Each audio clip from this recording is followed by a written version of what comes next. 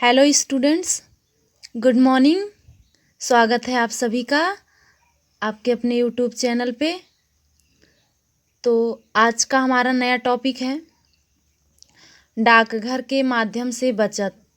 क्या है? डाकघर के माध्यम से बचत। कहने का तात्पर्य है कि डाकघर के माध्यम से किस प्रकार बचत की जा सकती है या होती है। देखिए, वर्तमान युग में डाकखाना, बचत बैंक अधिक संचार का माध्यम बन गया है। यह संस्था पारिवारिक अल्प बचतों के सुरक्षित विनियोग के लिए सर्वोत्तम है।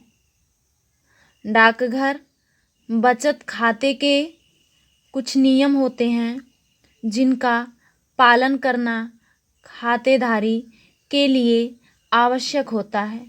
खातेदारी की पासबुक खो जाए तो डाकपाल को लिखित प्रार्थना पत्र देकर पुनः नई पासबुक प्राप्त की जा सकती है। आगे है हमारा डाकघर में उपलब्ध बचत की मुख्य योजनाएं हैं। तो देखिए, डाकघर में बचत की मुख्य योजनाएं कौन कौन सी हैं। यहाँ पे हमने 3 पॉइंट डाला है बचत योजना की। तो इसमें आपका पहला पॉइंट है बचत खाता योजना, दूसरा है राष्ट्रीय बचत पत्र और तीसरा है किसान विकास पत्र। आगे हमारा हेडिंग है बैंक के माध्यम से बचत। अर्थात कहने का तात्पर्य है कि बैंक के माध्यम से किस प्रकार बचत की जा सकती है। देखिए, बचत के सुरक्षित एवं लाभकारी माध्यम के रूप में सर्वाधिक लोकप्रिय संस्था बैंक है। बैंक भी सरकारी क्षेत्र की संस्था है। बैंकों का कार्य क्षेत्र पर्याप्त विस्तृत है, अर्थात बड़ा है। बैंक द्वारा उपलब्ध कराई जाने वाली मुख्य योजनाएं हैं। पहली योजना क्या है? हमने यहाँ पे हेडिंग द्वारा दर्शाया है बचत खाता योजना। तो इसके अंतर्गत हम क्या देखते हैं? बैंक द्वारा बचत के सुरक्षित विनियोग के लिए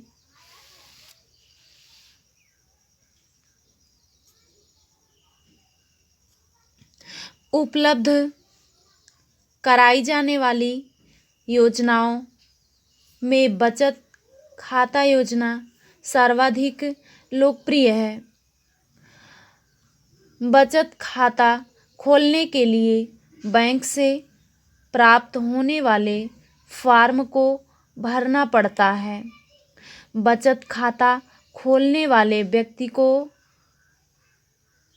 एक पासबुक दी जाती है तथा बचत खाता में आवश्यकता अनुसार धन निकालने की सुविधा होती है।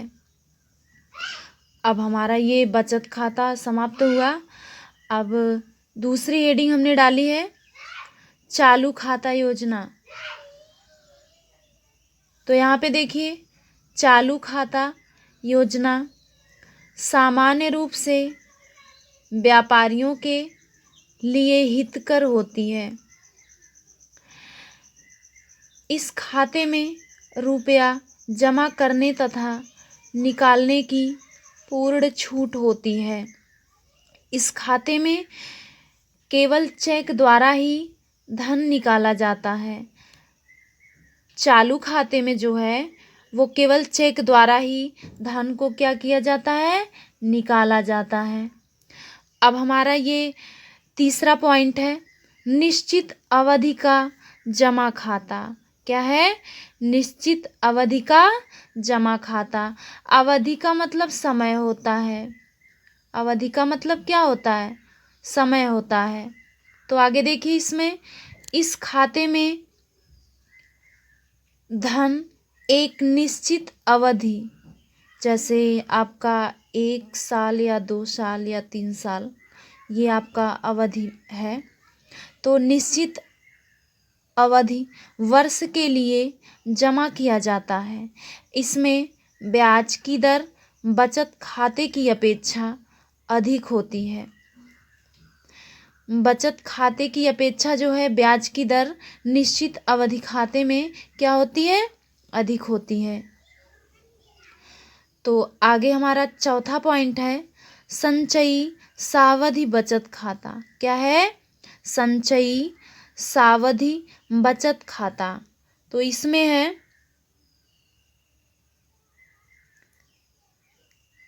देखिए, जिस खाते में जमाकर्ता एक निश्चित धनराशि प्रति माह अर्थात प्रत्येक महीने निश्चित अवधि तक जमा करता है, संचयी सावधि जमा खाता कहलाता है। कहने का तात्पर्य है, फिर से देखिए, जिस खाते में जमा करता अर्थात जो धन को जमा करता है, ठीक है ना, अर्थात कोई भी व्यक्ति जो धन को जमा करता है वो जमा करता कहलाता है। तो जिस खाते में जमा करता एक निश्चित धनराशि प्रतिमाह निश्चित अवधि तक जमा करता है, संचयी सावधि जमा खाता कहलाता है। और देखिए, इसमें थोड़ा थोड़ा धन जमा करके एक बड़ी धनराशि बनाई जाती है। संचयी सावधि बचत खाता का मतलब ये है कि इसमें जो है प्रत्येक महीने थोड़ा थोड़ा धन जमा कर दिया जाता है और वो कुछ समय बाद उसको एक बड़ी धनराशि बनाई जाती है, अर्थात जो है जमाकर्ता को कुछ महीने में एक बड़ी धनराशि प्राप्त होती है। ठीक है, अब आगे देखते हैं।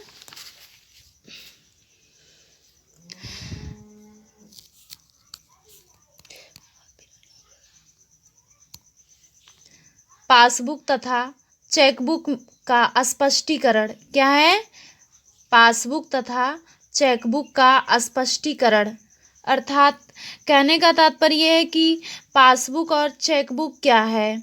तो हमने यहाँ पे हेडिंग द्वारा दर्शाया है पासबुक। ठीक है, पासबुक के बारे में हम जानकारी प्राप्त करते हैं। बैंक में खाता खोलने के बाद हर बचत खातेदार को एक पासबुक दी जाती है जिसमें बैंक के नियम तथा खातेदार का नाम, पता, खाता नंबर आदि लिखा जाता है। किस में लिखा जाता है, पासबुक में लिखा जाता है। अब हमारा दूसरा पॉइंट है चेकबुक। तो आइए देखते हैं कि चेकबुक क्या है।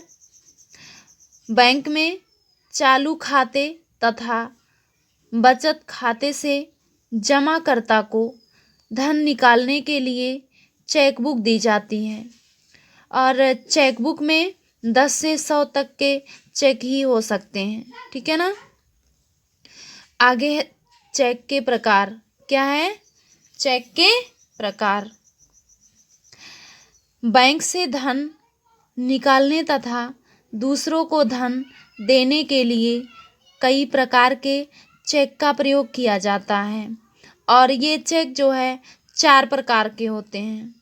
पहला है वाहक चेक, दूसरा है रेखांकित चेक और तीसरा है उपहार चेक और लास्ट है आपका चौथा पॉइंट यात्री चेक। ठीक है ना। अब आपका जो है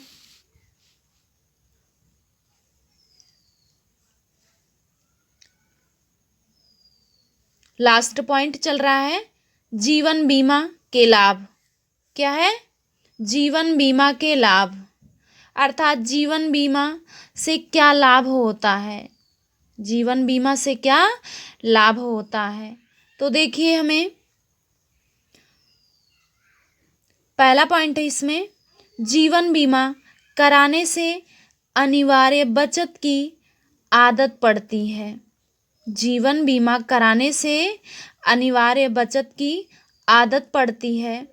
दूसरा पॉइंट है जिस व्यक्ति का जीवन बीमा हो रहा हो, यदि दुर्भाग्यवश उसकी मृत्यु हो जाए, अर्थात जैसे किसी कारणवश उसकी मृत्यु हो जाए तो उसके उत्तराधिकारी को आर्थिक लाभ होता है। अर्थात घर में जो बाकी सदस्य रहते हैं, जो मेन मुखिया रहता है, उसको जो है आर्थिक लाभ होता है।